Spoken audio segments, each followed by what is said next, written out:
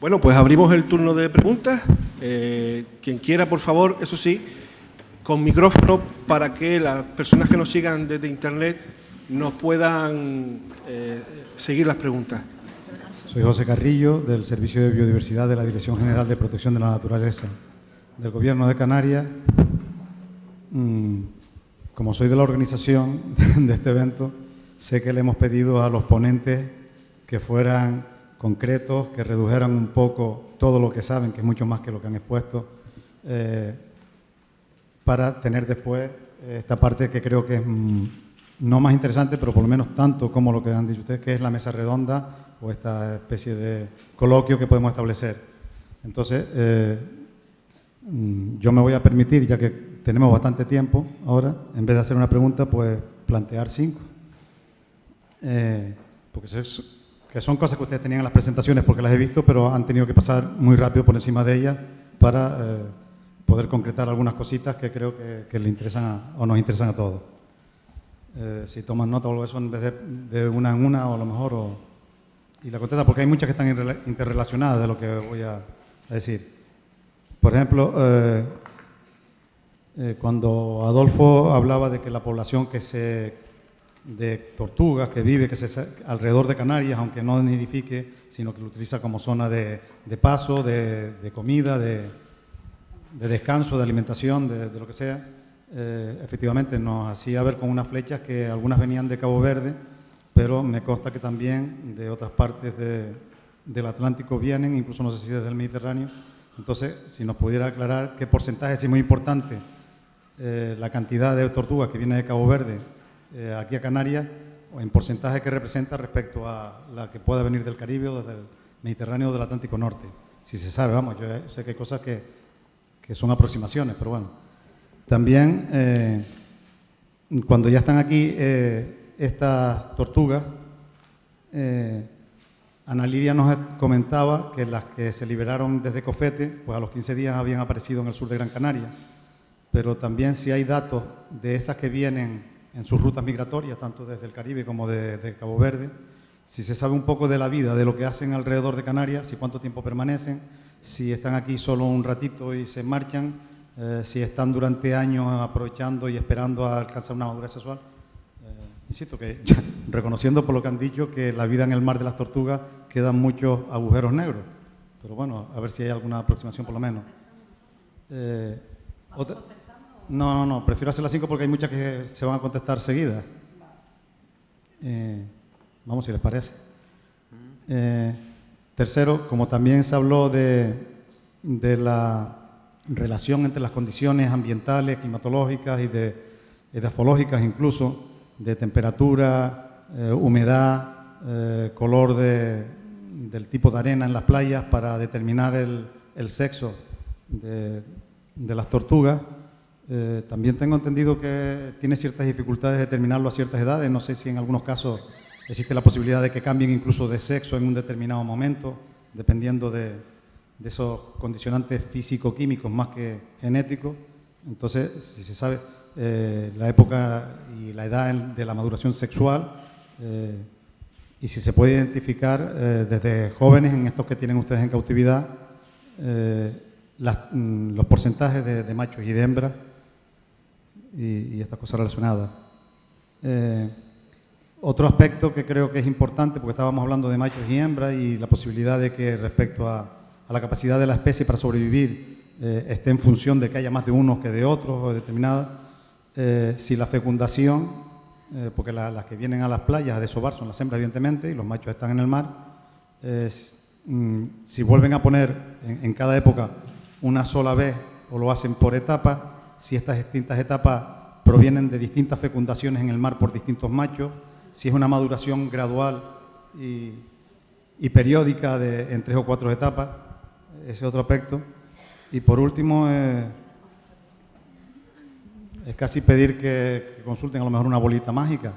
Que yo miro para enfrente, para la costa africana, Mauritania y Marruecos, que veo que tiene unas playas extensísimas, que tiene aguas un poco más frías que las de Canarias, lo cual podría actuar a favor de cuando esté el calentamiento, pues actuar como tampón ahí. Y son aguas altamente productivas. Si hay alguna razón de que en esa zona de Marruecos-Mauritania no se haya establecido alguna colonia, por alguna razón que se sepa, o no tienen las condiciones tan favorables como preveo yo a priori. Muchas gracias. Sobre la primera parte del origen de las tortugas aquí en Canarias, los porcentajes, lo que se han hecho son estudios genéticos para saber más o menos de dónde procedían las tortugas que se alimentan aquí en aguas de Canarias. Entonces se sabe que hay tortugas de las costas de Florida, de Estados Unidos, de las costas de México y de Cabo Verde, ¿vale? Se alimentan en esta zona. Mediterráneas no, ¿vale? Principalmente son atlánticas. Lo que sí, los porcentajes son, fluctúan con los años, entonces podemos dar unos rangos más o menos, que ahora mismo... ¿Katy no está? ¿Dónde está Katy? La experta está allí, la experta de los análisis de genética. Sí. Y más o menos de Cabo Verde, ¿qué porcentaje, qué rangos había encontrado? Entre 7 y 20 y pico, ¿no? El porcentaje. En 2004, el porcentaje de Cabo Verde, de juveniles de Cabo Verde, en Canarias, era muy bajo, un 10%. Sin embargo, eso del 2005 al 2006 cambió completamente y el 30% de los juveniles que se alimentaban en Canarias procedían de Cabo Verde. Es decir, que eso no es una cosa constante y que de un año a otro, dependiendo del océano, que es tan variable, vamos a encontrar una composición en los juveniles muy variable. Yo tengo una pregunta. Sí. ¿En qué año se empezó el proyecto de traer huevos a Canarias? 2006. 2006. Los primeros huevos se trajeron en 2006 y las primeras tortugas se liberaron en 2007. 2007, vale. No coincide. No, yo por si... Fue natural lo del 2005-2006. Bueno, y estos porcentajes más o menos, eso de Cabo Verde tenemos entre un 10 y un 30%, de la costa americana el porcentaje es bastante más alto y de México es alrededor de un 20, ¿no? 20, 30, también fluctuando. ¿Vale? Pero varía mucho con los años, exactamente. Entonces nos centramos a los años que tenemos de estudio y que hay una fluctuación grande. Y con respecto a cuánto tiempo o los patrones que hacen aquí en Canarias, cuánto tiempo están, pues es muy variable también. Con los datos que tenemos de transmisores de satélite, que son los que más nos indican sus movimientos en las islas, pues se han colocado ya más de 40 transmisores de satélite aquí en Canarias y hay un pequeño porcentaje de tortugas que se quedan un tiempo, unos meses, digamos, entre las islas, pero siempre yendo, casi siempre, adentrándose en la zona pelágica, es decir, no en la costa, sino generalmente se dan a la zona pelágica, vuelven hacia una de las islas, vuelven a adentrarse en la zona pelágica, vuelven a entrar, ¿vale? Y un muy pequeño porcentaje, creo que han sido 2 o 3 tortugas, que estuvieron un tiempo determinado cerca de la costa. Y dentro de estos movimientos que han tenido, unas se han ido hacia el sur, hacia Cabo Verde, otras se han ido hacia la península, hacia las costas de Portugal y Andalucía, y otras han atravesado el Atlántico directamente hasta entrar por la zona de la Guayana, el Caribe. Es interesante reseñar hasta qué punto esto varía en función de la especie, porque estamos hablando de careta a careta, pero sin embargo con Chelonia mida los ejemplares son muy residentes, entonces encontramos ejemplares que permanecen 4, 5, incluso 6 años en una misma zona, hasta que alcanzan el tamaño de reproducción y entonces simplemente desaparecen. Y lo comentábamos antes, y van siendo sustituidos por ejemplares pequeñitos que aparecen en la misma zona, o sea, como si estuvieran haciendo cola esperando para llegar. No sabemos si es una cuestión de capacidad de carga de la zona en cuanto a poder sustentar un número determinado de ejemplares, y por eso hay siempre, lo comento por ejemplo, en la zona del sur de Tenerife, en Armeñime, en lo que llaman el puertito de Adeje, hay siempre una población de 5 o 6 ejemplares. Se marcha uno, aparecen 1 o 2. Se marchan 2, aparece 1. O sea, está continuamente una población más o menos estable y esos ejemplares están, bueno, hay ejemplares que llevan ya 4 o 5 años fijos en la zona. No, de Chelonia mida, de tortuga verde. Es importante. Dentro del puerto, cerca del puerto? El puerto de Armeñime es una especie de C, bueno, pues en la zona final, donde está justo la zona de Cebadales, o sea, no está justo pegadito a la playa, sino unos cuantos centenares de metros de la playa. Ahí hay una población, además, el problema es que están acostumbradas al feeding, o sea, vienen los catamaranes de turistas, echan cubos de comida o incluso le dan a los turistas para que bajen con gafas y snorkel para que les den de comer, ¿no? Y eso además está generando un problema y es precisamente, bueno, dos problemas. Por un lado, a nivel patológico de los ejemplares, porque están variando su dieta natural, que normalmente tiene un porcentaje muy alto de componente vegetal, y estamos viendo bichos que llegan a los centros de rescate con unas hepatomegalias, o sea, los hígados muy deformados, muy grandes por un exceso de proteína en la dieta. Y el otro problema es un problema de seguridad.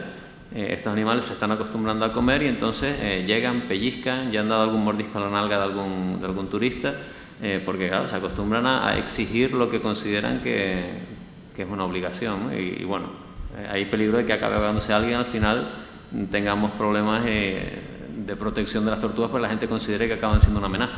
Aquí en Gran Canaria, en Arguineguín, también hay 4 o 5 ejemplares. Es lo que iba a comentar precisamente. Yo trabajo desde el puerto de Puerto Rico. No he visto todavía gente dar de comer a las tortugas, lo cual me alegra mucho, pero tenemos, yo no sé exactamente qué número de ejemplares, pero están siempre moviéndose entre el puerto de Puerto Rico, Arguineguín, por esta zona, efectivamente. Es lo que quería comentar. Los pescadores de Arguineguín, por ejemplo, de la Cofradía de Pescadores, nos comentaron que se acercan siempre por la tarde, que es cuando ellos limpian el pescado. Vale. Ellos limpian, entonces las tortugas se acercan, tienen comida y lo mismo que estás diciendo, están alimentándose principalmente de pescados y de restos de pescado de los pescadores. Por eso están en los puertos.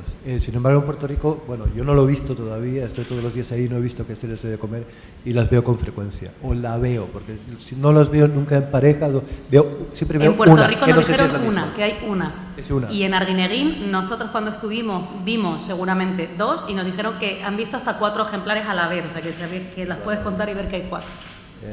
Pero eso habría que mirarlo. Pregunto, a lo mejor es una barbaridad, pero sería interesante poder marcarlas y hacer un seguimiento, aunque fuera con una mancha de pintura. He visto la azul, No, he visto la roja. es más fácil, una fotografía de la cara. No es tan fácil. Son no es verdes. tan fácil cogerlo. Con verdes es muy fácil porque, te explico, ahora tenemos unas cámaras fantásticas, maravillosas, y con un poquito de zoom es más difícil con la tortuga boba porque las escamas cefálicas no están delimitadas tan claramente, pero en la verde tienes la escama oscura delimitada por un margen claro. No sé si mira, ¿te das cuenta? Sí. Esta es una carey, Esa es una pero sí carey, que está mucho más marcada. Pero hablamos algo así, entonces, con esa fotografía, que está sacada a unos cuantos metros, aunque sea un fotograma de una secuencia de vídeo, se puede identificar al ejemplar. Estaremos al tanto. Sí. Una cosa muy importante que quería decir yo al respecto es que la tortuga boba y la tortuga laúd son las más pelágicas en sus hábitos. Incluso la tortuga boba en la época juvenil es pelágica, ¿vale? No se acerca a la costa. En cambio, la verde y la carey, a partir de una edad, en su etapa juvenil, suelen acercarse a la costa y alimentarse en zonas de costa.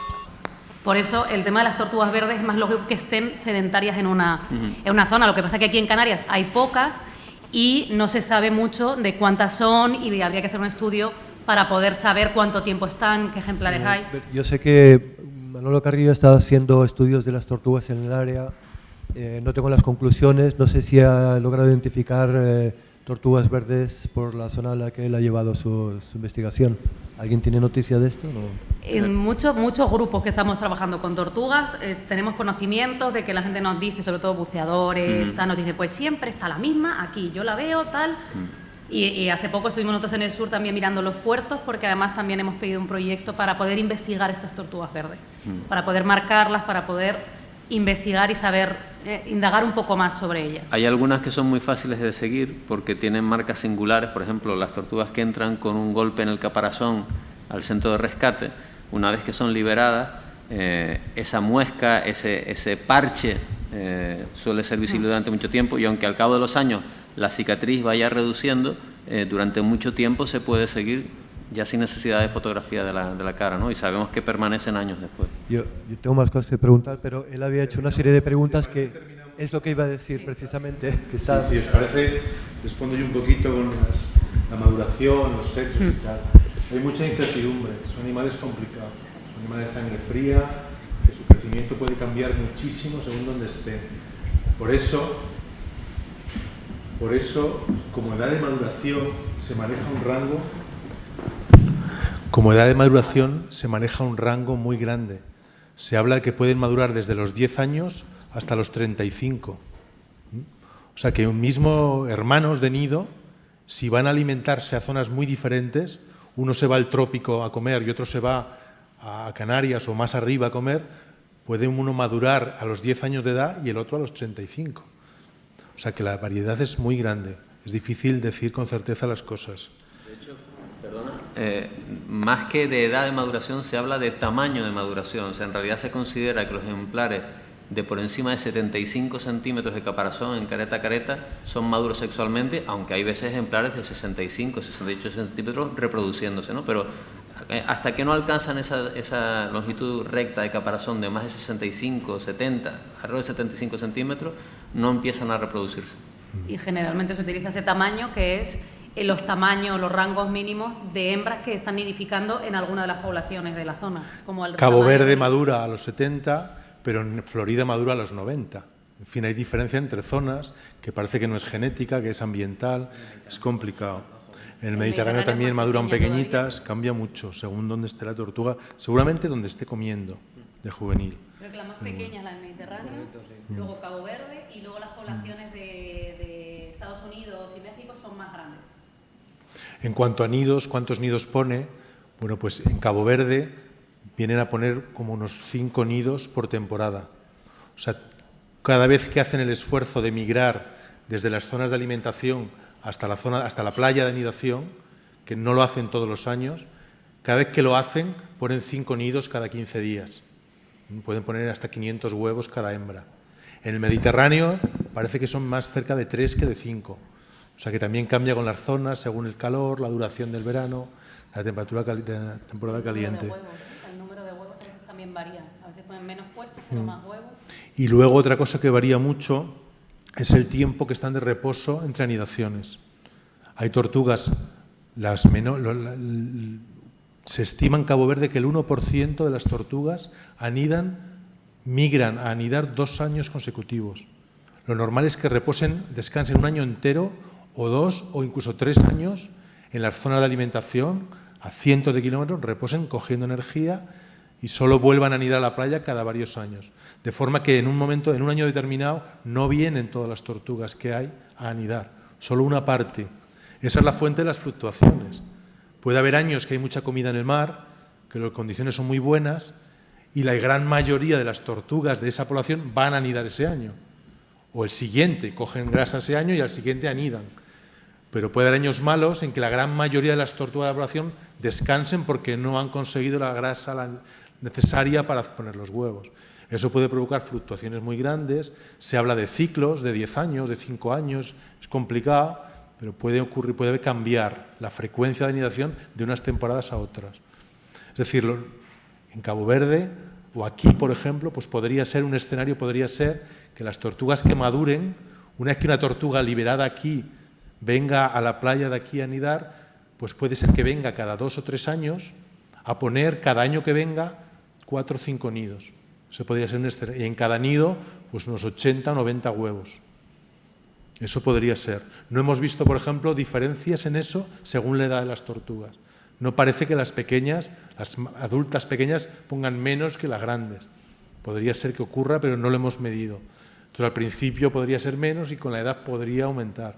Pero bueno, es complejo. Y en cuanto al sexo, bueno, pues has preguntado si eso puede variar. El sexo puede variar con el tiempo en las tortugas. Si hay tortugas que ya han crecido, ¿pueden cambiar de sexo? No, la única diferencia es solamente ese tamaño. Una que ha nacido con una determinada temperatura, edad, si a los 15 días le cambia eso, es capaz de revertir.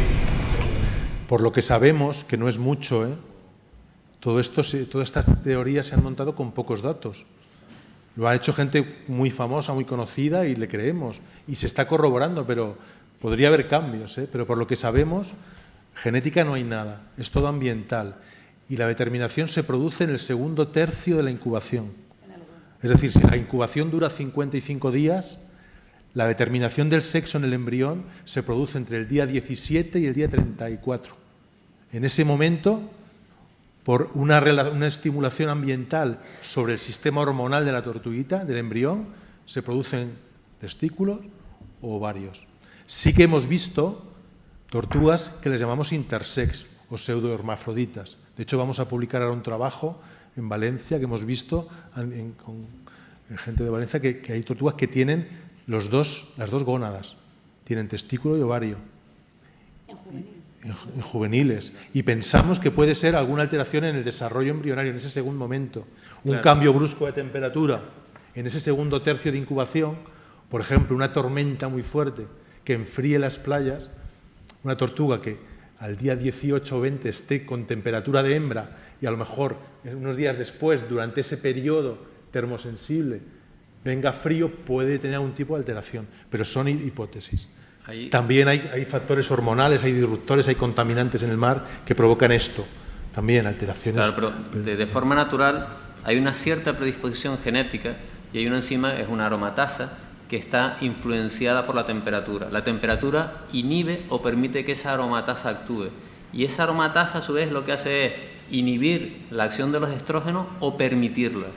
Entonces, sí que hay una cierta predisposición a que lo que vaya a salir sea macho o hembra, pero totalmente influenciada, como dice Adolfo y como dicen el resto de compañeros, por esas condiciones ambientales. Los intersexos, bueno, hay una temperatura que se llama temperatura pivotal, que estadísticamente es a partir de la cual tendríamos un 50% de machos y un 50% de hembras. Si la temperatura la desviamos hacia más frío saldrían machos, hacia más calor saldrían hembras. Pero esto ni siquiera es una cosa generalizada, para que veas que difícil es todo esto. En distintas poblaciones de la misma especie, la temperatura pivotal es diferente. Entonces nos podemos encontrar, por ejemplo, que en careta. Disiento, perdón, pero disiento. Disiento. Bueno. Se ha estudiado en bastantes poblaciones, se ha estudiado experimentalmente, no en muchas, y en todas la temperatura pivotal, la que produce la mitad, está en 29,3. Entre 20 y 20. Tengo datos de 28,6 para unas poblaciones y de 29,3 para otras. Pues pásame las publicaciones científicas. Pero vamos, no solo en tortuga boba, está entre 29 y 29,5. En todas las especies. En todas las especies está ahí, en ese rango. Hay diferencia entre especies y es verdad que hay diferencia entre poblaciones. Lo que se ha publicado en revistas científicas hasta ahora es que puede haber décimas. El tema es que nuestra capacidad de medir tiene un error de décimas también, cuidado. Los termómetros que usamos tienen un error de décimas. Pero bueno, podría haber alguna diferencia, pero más que en la tipo pivotal, en el rango que produce las diferentes temperaturas. Pero bueno, está muy fijado. Ahora bien, es un reto científico mejorar eso. El problema es que para hacerlo hay que matar tortuguitas, muchas. Hay que matar cientos de recién nacidos para saber cuál es esa temperatura y estamos usando datos, en concreto en Cabo Verde, los modelos que he puesto antes, estamos usando datos, modelos hechos en Brasil, en Florida y en Grecia, en Turquía, de 3 expertos. Y los 3 modelos nos da lo mismo. Con los 3 curvas, las 3 regresiones que han hecho en cada una de las zonas, nos dan los mismos resultados. Por eso no hemos hecho la curva para Cabo Verde, aunque habrá que hacerla algún día, porque es que con 3 modelos tan distantes es lo mismo. Luego es bastante estable. Hombre, lo bueno es que ahora, teniendo animales producidos en cautividad, en los que controlas exactamente la temperatura, no hace falta sacrificarlos, sino esperar a que lleguen la época de madurez y con el remarcaje, bueno, tenemos tiempo, ¿no? Y con el remarcaje ir sabiendo qué es lo que va apareciendo. De todas formas, te paso las referencias de Karen Bjorndal y de esa gente porque son gente seria. Y lo que decía también Adolfo, que hay que matar muchas tortuguitas porque realmente en las tortugas, para quien no lo sepa, las crías no hay caracteres externos que identifiquen el sexo de la tortuga, si es macho o hembra, hasta que no llegan a la madurez sexual, que antes hemos dicho que es entre los 10 y los 35 años. Externamente no lo hay. Entonces, para poder ver si es macho o hembra en cría recién nacida, tienes que observar directamente las gónadas. Y muchas veces están tan pequeñas que hay que matarlas para poder observarlas. Por eso hay muy poquitos estudios hechos. Y esos datos ya tan precisos de décimas y todo son muy difíciles de conseguir. Nada. Nada, genética no hay genética. No. El sexo no es por genética de momento. Desde luego no hay cromosoma X, y de esto no existen tortugas Hay marinas, X. ni en más de reptiles, no es solo en tortugas. Es más, se han mirado también niveles hormonales. Se han estado estudiando en juveniles, por ejemplo, niveles hormonales para ver si con los niveles hormonales se puede saber si es macho o hembra en juveniles como los que aparecen aquí en Canarias, que ya estamos hablando de un tamaño considerable. Y los rangos son muy, muy difíciles de... No son muy exactos, son muy, muy ambiguos.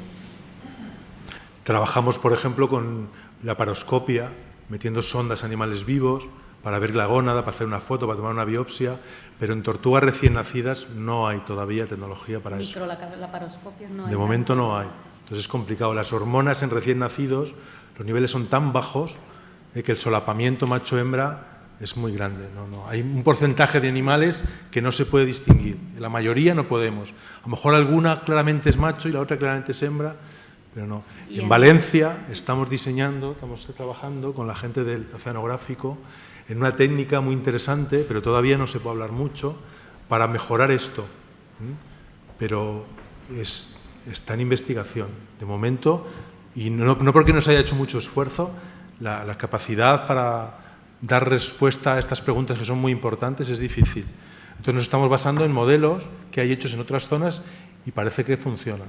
Por eso se puede estimar no solo con la temperatura de incubación, sino con el tiempo de incubación. Porque incubaciones más frías también son más lentas, por lo tanto duran más días. Y podemos hacer un índice bastante fiel, bastante exacto, y saber cuántos machos y hembras hay en un nido, sabiendo cuántos días duró la incubación. Un nido que la incubación ha sido 48 días, va a ser todo hembras, y un nido que la incubación es 65 días, va a ser todo machos.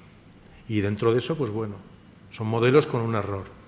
Y antes de terminar, hay un tema que has sacado, el último, me parece tuyo, que me parece muy importante, que no se quede en el tintero, y es las playas de África, ¿no? Si no tienen mejores condiciones, las playas de Mauritania o de Marruecos o del Sáhara, para albergar anidación. Y ahí quiero decirte un tema muy importante. La temperatura, has hablado de la temperatura del mar. La temperatura del mar es importante en las tortugas, en la fase marina, y tiene alguna influencia en la temperatura de la playa, pero muy poca.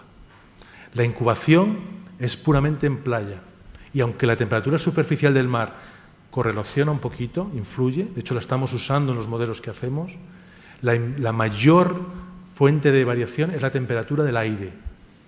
Y la temperatura del aire en Mauritania, créeme, que no es como Canarias. Es terrible, es muchísimo mayor. Es decir, el calentamiento de la arena por el sol durante el día es el principal fuente de calor para la incubación de los nidos. Si además la arena es negra, mucho más calor. La arena es blanca, mucho menos. Pero la textura de la arena también influye. Por supuesto, las lluvias, como he comentado, el nublado, en fin, una serie de factores ambientales, pero la temperatura del mar poco. Por tanto, la temperatura del mar podría influir para que las hembras desarrollen huevos, para que estén activas, para que se apareen, eso sí. Aunque por lo que sabemos, en Canarias, incluso más al norte, hay condiciones para aparearse y desarrollar huevos. Pero lo que es la incubación y la producción de sexos es más con la temperatura ambiental. Y además, en los pocos estudios que se han hecho en las costas de Marruecos y de Mauritania, creo que hay un grupo español ahora trabajando en Mauritania o ha estado revisando esas playas para ver si hay nidificaciones o restos de... Por ahora no se ha encontrado nada de nidificación. Se han encontrado varamientos de tortugas de tamaños muy similares a los de Canarias o un poquito más grandes. Pero no ha habido identificados nidos en esas zonas. Digo que se ha estudiado poco porque además son zonas muy extensas y complicadas para trabajarlas, ¿vale? Pero lo que se ha estudiado no se ha encontrado nidificación en esas costas. Comentarte que hay registros de nidos aislados en la costa de África, aislados, pero como los hay en Andalucía. Y como hay datos aquí también, Valencia, de la isla de Lobos, Ebro, no hay más. Y hay casos. En Francia. Y de hecho, parece que últimamente hay un repunte de casos. Podrían ser eventos dispersivos. Animales que están anidando fuera de su hábitat normal. Eso podría ser una respuesta natural al calentamiento del clima. El problema de eso, en primer lugar, es que es muy raro, es muy difícil dispersar a tantas distancias, pero además la probabilidad de que de un animal dispersante se cree una colonia reproductiva estable, eso es un infinitesimal. O sea, para que haya una sinergia, para que una playa empiece a tener un número de nidos importante, debe anidar muchos. Entonces, la probabilidad de que de un solo nido se cree una playa, estaríamos hablando que esa probabilidad para que se cumpla, para que se ejecute, sería en miles de años. Pensad que de un nido de 80 huevos o de 3 nidos que pueda poner una madre de 500 huevos, de esos van a nacer el 20%, el 30%, a lo mejor más, pero en el mar van a morir el 99%. Es decir, se habla de un retorno a desovar, de una maduración del 1 por 1000 de las tortuguitas que entran al mar. Y yo creo, y basándonos en lo que vamos aprendiendo, que eso es optimista, que el retorno es mucho menor. Eso es sostenible, porque una madre en su vida puede poner más de 1000 huevos, puede poner igual 5000 huevos. Si no la matamos, claro, si la estamos cazando y está muriendo, pone muchos menos. Pero una madre con una longevidad normal podría poner más. Ahora bien, dispersar de un nido es casi muy improbable. A ver, sí. Antes de continuar, respecto a lo que tú estás diciendo, yo tengo una pregunta para vosotros, y es que el hecho de que hayan habido nidos esporádicos que han sido viables, por ejemplo en zonas del Mediterráneo o en zonas de la costa de África, nos está diciendo que es posible, o sea, que sería posible a largo plazo que fueran zonas de anidación reales. Hombre, yo creo que está diciendo que son zonas de anidación, O sea, que son pero zonas muy raras, esporádico. O sea, quiere decir, en primer lugar, que las tortugas pueden llegar allí y anidar con éxito. Las playas funcionan, las tortugas llegan y las usan. Entonces, lo que no sabemos es qué pasó hace 10.000 años. Eso ha ocurrido desde hace 10.000 años. Lo más que tenemos es un nido del siglo XIX, en Murcia. Lo tenemos las muestras, los embriones. O sea, que por lo menos lleva ya siglo y pico largo anidando aquí de forma seguramente esporádica. O sea, no hay ninguna evidencia de que haya sido masiva. de que antiguamente hubiera mucho más. Entonces, lo que estamos planteando es si con esa anidación esporádica, eso poquito, de forma natural y espontánea, las tortugas podrían dispersar y empezar a crear colonias nuevas. Y todo apunta a que entre los riesgos en el mar y los riesgos en la playa es muy improbable. Por eso estamos planteando que seguramente haga falta ayudar a la especie, como las ayudamos en otras cosas. Cuando un animal ha sufrido un daño, lo que hay que hacer es eliminar el impacto que causó ese daño y que el animal se recupere solo. Eso es lo normal, eso es lo primero, esa es la primera línea de acción. Pero cuando el daño al animal es tan grande, como en este caso, cuando el impacto es tan tremendo, es posible que quitando los impactos ambientales, el animal no se recupere solo. Y esto tenemos que tenerlo presente. Hay que identificar muy bien dónde pasa eso, dónde el animal por sí solo no puede dispersar la anidación o no se puede recuperar, y ahí tenemos que intervenir. Eso no quiere decir que no haya que eliminar los impactos, por supuesto. Y también esto es una llamada de atención a muchos proyectos que surgen por ahí de reintroducción de muchas cosas que no tienen fundamento. Y es evidente, se están haciendo muchas reintroducciones y no todas tienen sentido. Tenemos que hacer un esfuerzo, ser muy coherentes y evaluar muy bien dónde es imprescindible y actuar ahí, no en todas las demás. Una cosa también, que yo creo que esos nidos esporádicos también podrían ser, digamos, los restos de la dispersión original. Por ejemplo, el Mediterráneo, la población del Mediterráneo, se supone que por datos genéticos tiene origen en el Atlántico. ¿Cuándo empezó a nidificar esa tortuga en el Mediterráneo? Quizás esos nidos esporádicos sean los restos de aquella antigua dispersión, que no hemos visto ni vivido porque se produjo hace miles de años. Pero quizás sean esos restos de esa dispersión que entró en el Mediterráneo y que encontró como zona más adecuada la cuenca oriental. Bueno, eso lo sabemos. Acabamos de publicar un trabajo en el Mediterráneo y sabemos que las tortugas de Grecia y Turquía del fondo son de un origen pleistocénico a partir de tortugas seguramente atlánticas. No sabemos si de Florida o de Cabo Verde. En Cabo Verde a mí me encantaría que Katy se animara a hacer también ese reloj biológico, cuándo se originó esa población. Pero en el Mediterráneo, por ejemplo, hay un origen pleistocénico de la mayoría, o sea, muchos miles de años, pero también se ha visto una colonia que es muy reciente. Hay un grupo de tortuguitas que están en Italia, que es muy diferente al resto, y parece que la colonización también es atlántica, pero mucho más reciente. Igual estamos hablando solo de pocos miles de años. Es decir, ha ocurrido eventos de dispersión y colonización, pero en escala de miles de años. Ahora estamos ante unos cambios ambientales que en 100 años el ambiente no lo va a conocer nadie. Son cambios tan rápidos que esperar que por dispersión natural una tortuga pueda crear una nueva colonia en los próximos años es altísimamente improbable, casi es despreciable. O sea, no podemos esperar a que eso pase, pero lo necesita. Lo necesita porque esos cambios van a hacer que zonas que hasta ahora eran aceptables para la anidación dejen de serlo dentro de 100 años. Entonces, tienen que dispersar. Hay animales que ya están dispersando. Estamos viendo migraciones de cetáceos, de focas, de muchos que están dispersando hacia zonas más frías. Y en tortuga marina estamos viendo que hay zonas muy grandes, en Estados Unidos, por ejemplo, donde las playas son un continuo de miles de kilómetros. Y la tortuga, ellas por sí sola, tiene muy fácil dispersarse hacia zonas más frías. De Florida, por ejemplo, hacia Carolina. Incluso ya han encontrado un nido en Virginia. Eso es fácil porque es un continuo de costa. Estamos aquí ante una situación en Cabo Verde que las islas están separadas 500 kilómetros o más del continente. No hay una continuidad, el aislamiento es muy fuerte. Pues es un argumento importante para pensar que la tortuga va a tener mucho más difícil esa dispersión, esa colonización hacia zonas más frías. En abril de este año ha salido a información pública el informe de sostenibilidad ambiental. No sé. En abril de este año ha salido a información pública el informe de sostenibilidad ambiental de la ampliación del puerto de Las Palmas. El gobierno de Canarias alegó que debía estudiarse cuál era el impacto del aumento del tráfico y del tráfico existente sobre las especies de habitantes en la especie de conservación, que lo es por el uso y por la tortuga boba.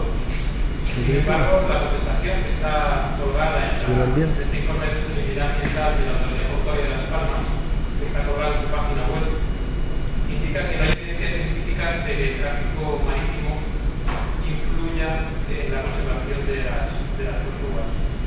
Quería saber si están ustedes de acuerdo con esta afirmación de la Autoridad de Las Palmas o si creen por el contrario que el tráfico de 12.000 buques anuales tiene algún tipo de repercusión sobre las poblaciones de tortuga en un sitio tan local como puede ser esta zona de la Llaca. Bueno, a nivel de estadística, por ingresos en la zona de Tenerife, en Gran Canaria no sé cómo va la estadística. En Tenerife hemos pasado de tener 1 o 2 ingresos por fractura de caparazón a 4 o 5. Tampoco es que sea un cambio muy sustancial, aunque sea el doble, pero son hélices pequeñas. Yo imagino que ante una embarcación grande o no afecta o si afecta la mata directamente. O sea, no estamos hablando de hélices pequeñitas, estamos hablando de grandes motores. Entonces, a mí me parece que afectará. Otra cosa es saber si efectivamente en la zona se encuentra la especie o no, o si es una zona de paso habitual, pero ya digo, a nivel de los datos que yo manejo, que son los de los ingresos en el centro de rescate de Tenerife, las grandes embarcaciones o las hacen puré y entonces no aparece el bicho, o lo que estamos teniendo son ingresos por embarcaciones de recreo y pequeñas embarcaciones.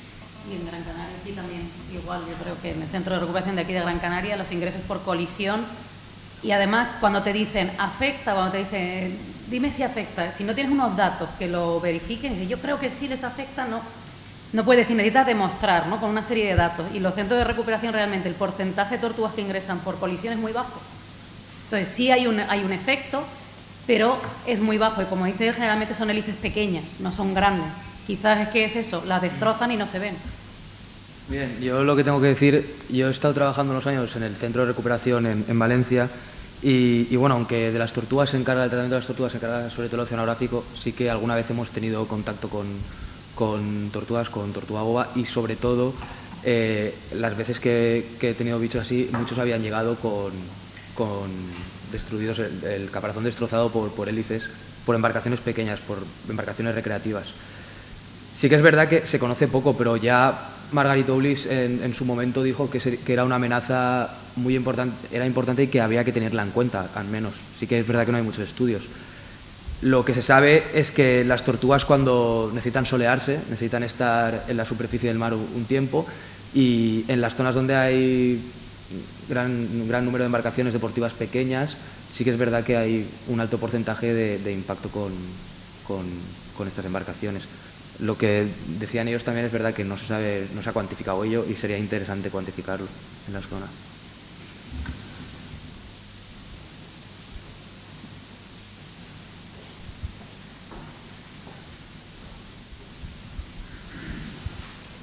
Buenas tardes.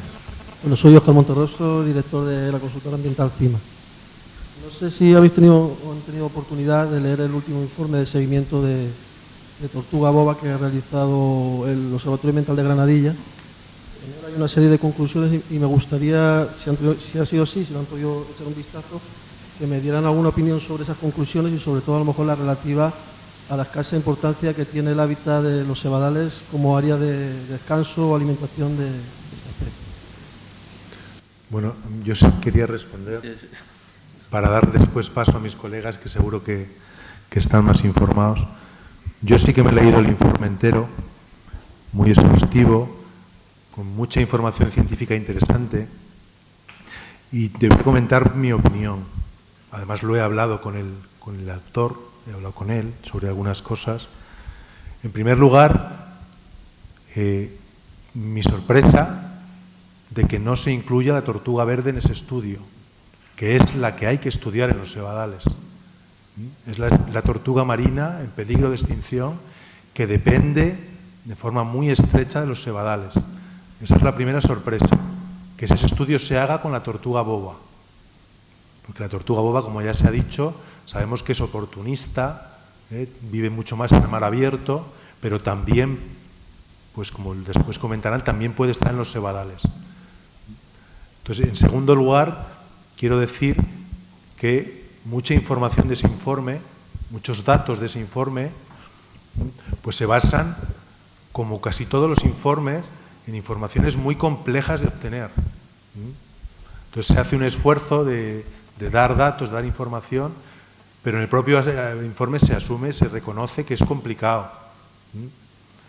Entonces, bueno, pues debe tomarse con prudencia, pero mi opinión, aunque quizá aquí no estén de acuerdo conmigo, la principal conclusión del informe, que la tortuga careta no depende de una forma fundamental de los cebadales, me parece que no es ninguna sorpresa. Es esperable. No quiere decir que no esté en los cebadales, pero no es muy importante para su conservación. Esto lo digo sin olvidar lo que comentaba antes de la tortuga verde. Y desde luego yo no estoy tampoco de acuerdo, aunque se pueda deducir de ese informe y de ese estudio, solo en la tortuga careta, no estoy de acuerdo en que las medidas de mitigación que proponen hacer praderas en otras zonas deban pararse. A lo mejor no serán importantes para la tortuga boba, pero sí lo son en sí mismas para un ecosistema complejo, muy original que hay en Canarias, y desde luego para la tortuga verde, hablando de tortugas.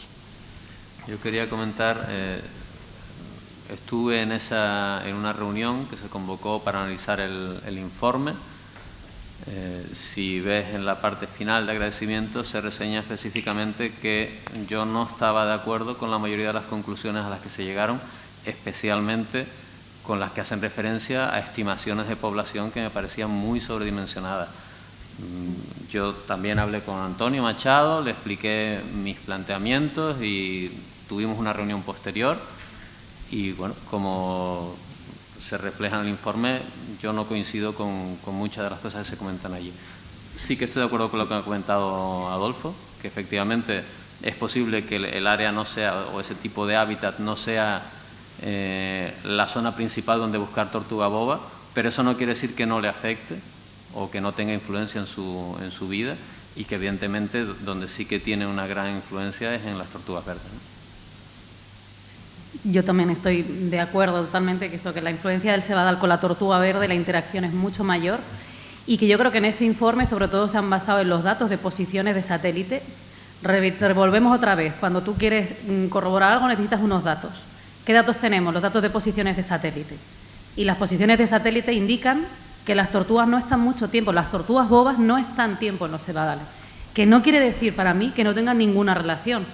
Para mí eso es un error, eso es sacar una conclusión demasiado amplia de eso, como no están, no tienen relación, no. O sea, yo creo que es un tema que hay que tratarlo mucho más en detalle, pero que si la tortuga ova dependa de los cebadores para sobrevivir, yo creo que queda muy claro que no, que sus hábitos son pelágicos y que su alimentación es más bien pelágica y oportunista y no depende de ellos para sobrevivir, pero no quiere decir que no sea importante para ellos.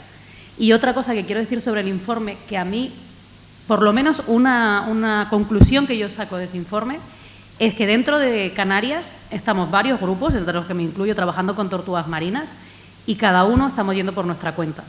Y lo que indica ese informe es que ha intentado recopilar toda la información que hay en Canarias. Y lo que para mí nos tiene que dar en la cara y decirnos es qué hacéis todos trabajando con tortugas y no comunicando y no unificando todo esto. Porque yo creo que lo que nos hace falta también es unificar toda esta información. La información que tenemos todos unida y puesta más en conjunto, podríamos obtener muchísimo más conocimiento sobre lo que hace la tortuga boba en Canarias, igual que con otras especies, que también ocurre con otras especies. Pero en este caso, este informe, yo lo que dije, mira, es la primera vez que en un mismo sitio, esté bien o esté mal, y que las conclusiones, yo también estoy de acuerdo que no me gustan las conclusiones que extrae, porque creo que hay datos demasiado dispares para concluir esas estimas y todo, pero sí creo que es la primera vez que se ha unificado un montón de información que hay en Canarias, y has dicho, es verdad, tenemos mucha información, y esto unificado y bien analizado daría muchísimo más conocimiento. Acaba de mencionar algo interesante. Hay grupos de científicos haciendo estudios sobre las tortugas en diferentes zonas y en la comunicación con las personas.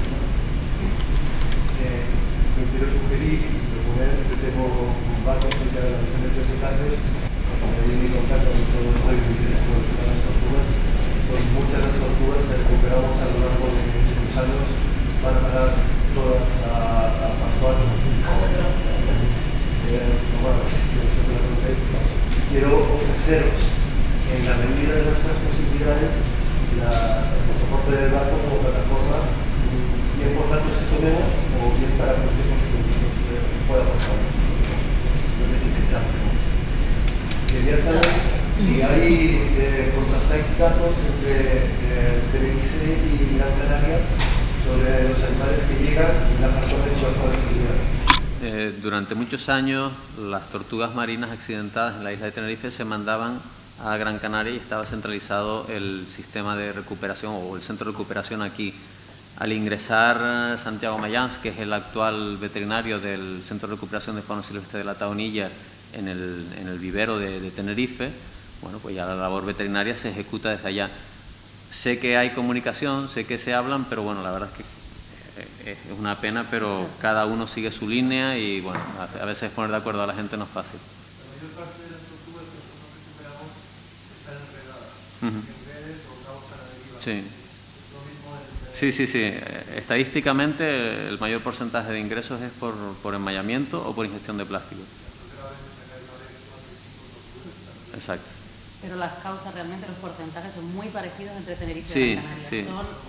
Eso debo decir a favor del informe de Granadilla, que efectivamente ha puesto en conjunto datos de ambos centros de rescate, cosa que hasta ahora no se había hecho. Otra cosa es que las conclusiones que sacan de esos datos estemos de acuerdo o no, pero el hecho real es que los datos empíricos están ahí, ¿no? Y eso es muy interesante. Han hecho mención a las tortugas recapturadas en el sur de Gran Canaria. ¿Por qué se recapturaron? ¿Tenían lesiones o fue casual? Las dos pequeñitas, simplemente, yo creo que además al ser tan pequeñitas les gusta mucho solearse, ¿sabes? Coger temperatura en la superficie y no tenían ninguna lesión. La gente las capturó al verlas en la superficie, muchas veces las cogen porque piensan que tienen algo y al llegar al centro de recuperación no había ninguna lesión. Había quizás bajado un poquito de peso, pero no había variado ni lesiones. Yo creo que es lo propio de buscarse un poco la vida por su cuenta, pero vamos, estaban en perfecto estado. La que llegó 5 años más tarde sí que tenía amputación de aleta. Ya amputada, ¿eh?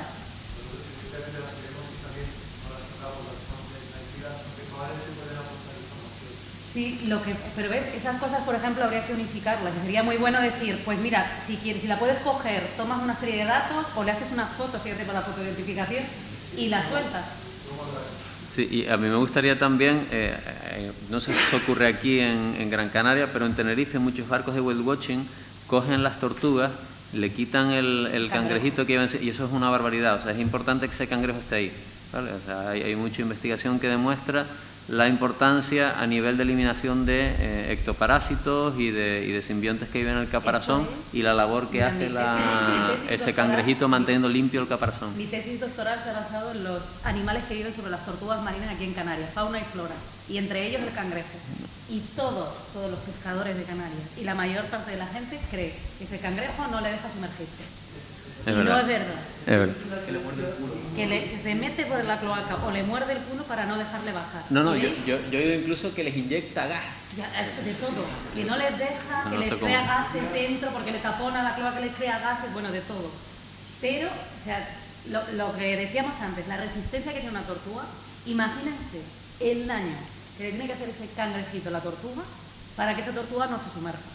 O sea, que tiene que ser enorme, y las tortugas que llevan con ese cangrejo no tienen ni la más mínima lesión ni marca. Yo he inspeccionado la cloaca, todo, ¿sabes? Todo para ver si había algo y no hay nada. Esto es una creencia muy extendida y sería muy importante que hubiera información básica de fuera, a isolistas, a los pescadores y gente de los puertos y calles que van afuera con sus barcos, y en esa creencia sacan los bichos, los líderes, los buenos. Te voy a poner un ejemplo con un dato. Es en mi estudio, casi todas las tortugas eran las que llegaban al centro de recuperación, que muchas las traían pescadores o personal que está en el mar, como los barcos como el tuyo, lo que sea. Y en mi estudio solamente el 20% de las tortugas tenían ese cangrejo. Y yo dije, qué raro, en los estudios hechos en Madeira, el 80-85% de las tortugas juveniles tienen ese cangrejo. Y Nuria, mi compañera, cuando salió a coger tortugas para poner transmisores de satélite, tortugas naturales, lo encontró en el 80% de las tortugas. Y quiere decir que todas mis tortugas no lo tenían porque la gente se lo quitaba. Casi todos me decían, ya le hemos quitado el cangrejo ese malo. De todas formas, hay una cosa, y si es una tortuga que está accidentada y va a ir a un centro de rescate, es bueno que le quiten el cangrejo y lo liberen, porque en el centro de rescate no suele haber instalaciones para mantener vivo el cangrejo hasta que se replante otra vez y se libre la tortuga. Entonces mejor ese cangrejito lo soltamos, que ya han encontrado otra tortuga, y esperemos que la tortuga que liberamos sin cangrejo en algún momento se encuentre con alguno en una masa flotante de sargazos o donde sea, ¿no?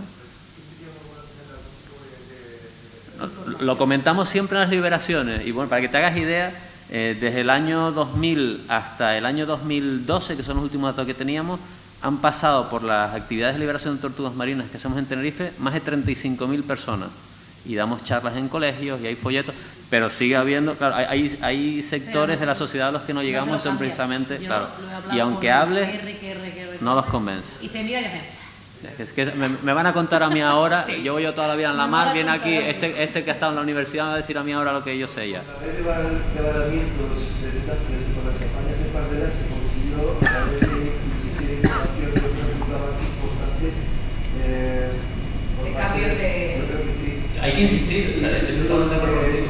Yo llevo bastante tiempo trabajando en esto y en esa zona, no solamente en esta, y no he visto, hasta ahora no he visto que haya acciones, pero no he visto información, o no me ha llegado información, o no he visto un esfuerzo para los usuarios y demás, y creo que podría aportar mucho con un desembolso relativamente pequeño, con unos bonitos informativos.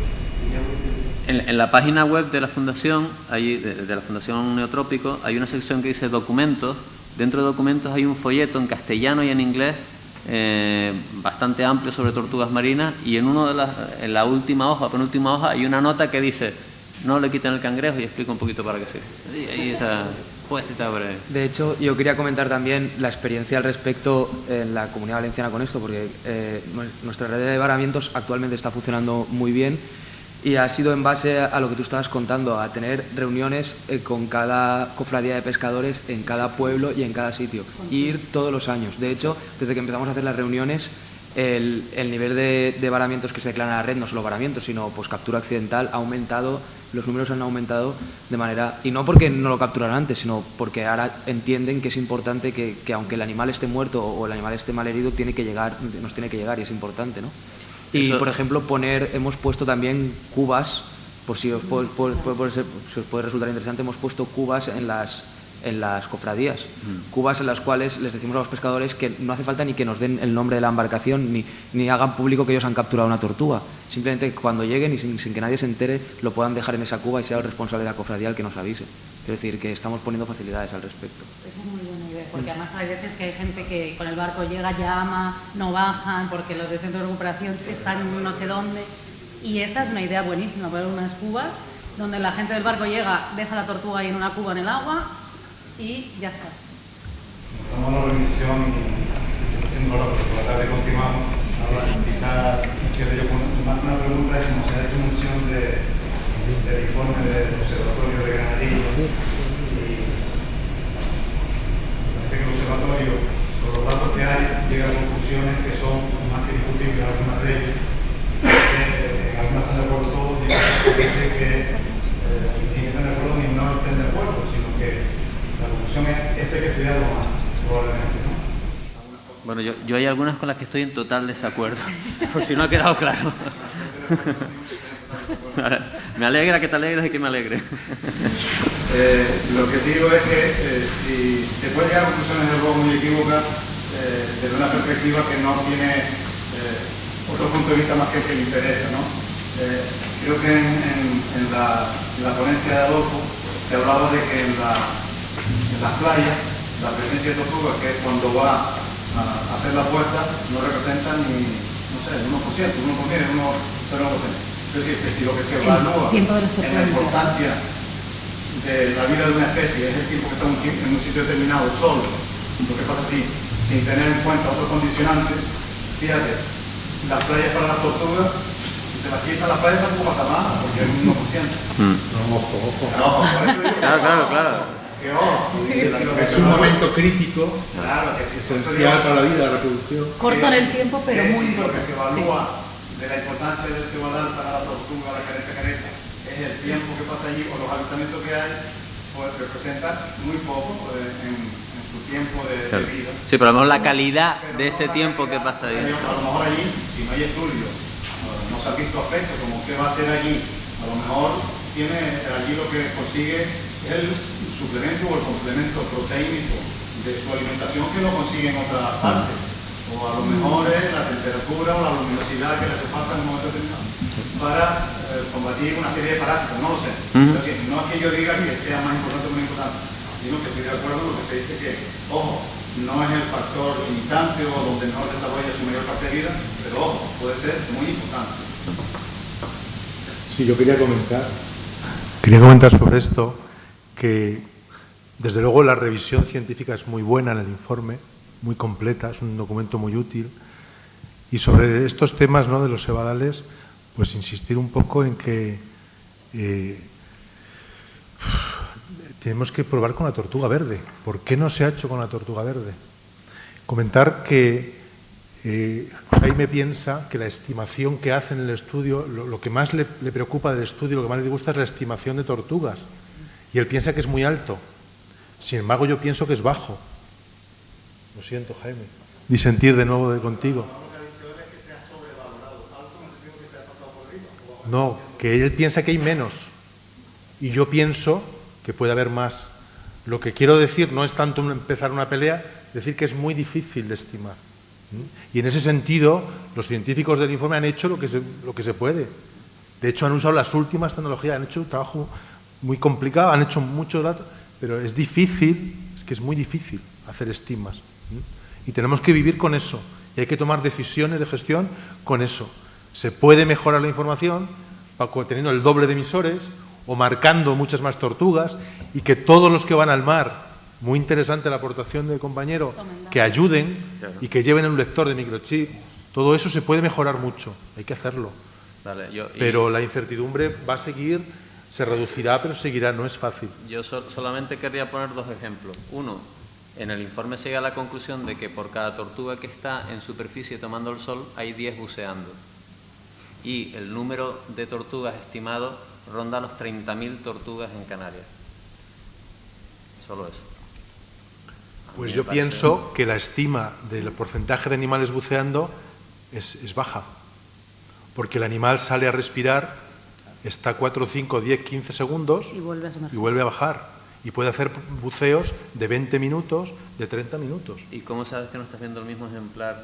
No, si la complejidad es grandísima. Con respecto a la complejidad, yo quiero, para que se haga una idea, tengan en cuenta que en la zona de Canarias, por ejemplo, se están aportando individuos que vienen, como hemos dicho antes, de Estados Unidos, de la costa de Florida, de México, de Cabo Verde, las distintas generaciones que se están produciendo cada año, que cada una de esas poblaciones está dependiendo de factores ambientales, de fluctuaciones de la población, es decir, desconocemos cuál es el reclutamiento que está habiendo en esas playas. Imagínense en una zona de alimentación como Canarias, en el que unas vienen, otras no, vienen un tiempo, se desplazan, o sea, la complejidad y sacar unos datos que, como vuelvo a lo mismo, siempre a los científicos lo que nos exigen es unos datos que demuestren qué importancia tiene la tortuga boba en Canarias y dame unos datos que lo demuestren. Intentan buscar números, pero es que es muy complejo. Claro, pero si no tienes certeza no des números. Claro, pero bueno, cuando te pasa muchas veces que no tienes certeza... No, esto está muy claro, necesitamos números, porque hay que tomar decisiones. Sí. Entonces, lo que hace el científico, pero a veces no lo transmitimos bien, que hay que decirlo, cuando tenemos un error muy grande, cuando tenemos mucha incertidumbre en el resultado, lo que damos es un rango. O sea, creo que está entre 30.000, pero puede ser entre 3.000 y 300.000. Eso es lo que hay. A veces no podemos decir, hay que decir ese rango. Pues entonces igual es esto lo que está pasando. Mal comunicado el rango. Exacto. Mal redactado el dato. Pero seguramente en el informe está puesto el rango. O un índice de error, o una desviación estándar, algo está. Lo que pasa es que luego pero cuando comunicamos usamos solo un valor. Sí, pero luego claro. te piden qué índice de amenaza tiene esta especie en esta zona concreta. Entonces depende, si hay 3.000 tendrá tal, si tienes 300.000 es tanto, entonces pero vamos es muy a ver, difícil. Sí, pero en un informe técnico que se supone que el usuario final va a ser una persona sin formación científica como nosotros, si tú le dices hay 30.000, le va a decir, oye, es que aquí hay un informe que dice que hay 30.000. Hay un montón. No hay entre 3.000 y 300.000. Él se queda con él no va a interpretar esas desviaciones, la cuestión estadística se le escapa. Que en un informe técnico hay que tener mucho más cuidado. No, hay que reflejar el error y saberlo. Y por lo menos que los técnicos que lo manejen ese informe sepan. A lo mejor el público va a ser más difícil que lo mire, pero que lo sepa. Es importante. A mí, por ejemplo, ya que estamos, por terminar, no quiero terminar yo, me preocupa más otro número que sale en el informe, que es con el que más he hablado yo con Antonio Machado de esto, que es la tasa de mortalidad. Ellos estiman una tasa de mortalidad del 1,5%. Eso yo no me lo creo. La tasa de mortalidad, y este es un valor, además, tan importante o más que la abundancia. ¿Cuántas están muriendo? Porque esto da una idea de lo que está pasando, de los riesgos. Se estima en el Atlántico, estudios de miles de ejemplares, con miles de capturas, estudios serios, pero todavía con error, estiman que la mortalidad de juveniles en el Atlántico está entre el 10 y el 15% anual, muy lejos del 1,5%. En el Mediterráneo hay un trabajo que habla del 25% anual de mortalidad de juveniles, que son cifras altísimas para estos animales. Y con error, pero un 1,5%... Que ahí se basa principalmente en los varamientos, ¿no? Varamientos de muertas. Claro, y en una isla hay muchas que mueren en alta mar y no te pocas que llegan a costa. Entonces, claro, el mensaje es que este informe es el primero, es así general que se ha hecho y hay que seguir profundizando. Y unificando. Yo creo que y más gente en el mar y mucha más colaboración y más esfuerzo. Bueno, muchísimas gracias. Vamos a parar por ahora. Volvemos esta tarde a las 3:30 con nuevas ponencias. Muchas gracias.